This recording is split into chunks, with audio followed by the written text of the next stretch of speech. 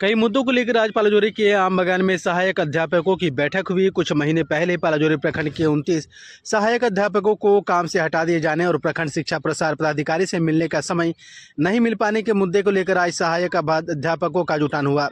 बैठक को लेकर संघ के अध्यक्ष बासुकी प्रसाद सिंह ने बताया कि 29 सहायक अध्यापकों को विभाग द्वारा अचानक कार्य से अलग किए जाने से वैसे सहायक अध्यापकों की स्थिति काफ़ी दयनीय हो गई है। साथ ही प्रखंड शिक्षा प्रसार पदाधिकारी अन्य कई प्रखंडों में प्रभार रहने के कारण उनसे मिलना मुश्किल हो जाता है।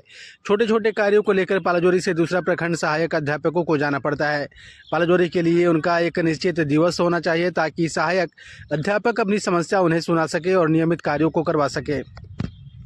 वहीं सहायक अध्यापकों का एक प्रतिनिधिमंडल उनसे मिलने अपनी मांगों को रखेगा। वहीं प्रखंड शिक्षा प्रसार पदाधिकारी अमिताभ झा ने इस मामले को लेकर बताया कि 29 सहायक अध्यापकों को कार्य से हटा दिया जाना स्टेट का मामला है। रही बात उनके पालाजोरी में रहने की, तो विभागीय कार्यों की अत्यंत व्यस्तता रहती है। सहायक अध्यापकों का कोई काम रुके नहीं, इसका ख्याल वह खुद रखते हैं। पालाजोरी के लिए एक दिन निश्चित करने का प्रयास किया जाएगा।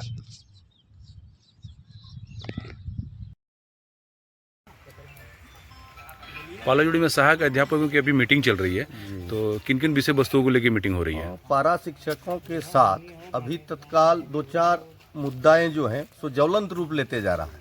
पहला मुद्दा है, कुछ पारा शिक्षक का मानदेय रोका गया है, ये कहकर जो वो संस्थान फर्जी है। तो विगत 20 वर्षों से हमारे सहायक अध्यापक सेवा दे रहे थे और आज तक सरकार की नींद नहीं खुली थी जो वह संस्थान सही है या गलत है। 20 वर्ष के बाद उनको रोड पर किया जा रहा है, जबकि जिस संस्थान से आपने डिग्री हासिल किया है वह संस्थान फर्जी है। तो आज हमारे पारा शिक्षकों के सामने भुखमरी के कगार पर हैं, वो आत्महत्या करने के लिए मजबूर हैं, उनके बच्चे भूखे मर रहे हैं। लेकिन यह अंधी गूंगी जो कहिए, यह सरकार तनिक भी नहीं सोच रही है जो इन सारे पारा शिक्षकों की समाधान कैसे हो। यह एकमात्र कह दिया गया कि यह संस्थान फर्जी है और आज से 20 वर्ष तक यह संस्थान फर्जी नहीं था। संस्थान का बहुत बार जांच हो चुका, जिसके सहारे हमने डिप्लोमा से डीपीई किए, टेट किए और आकलन पास किए, टेट पास भी किए।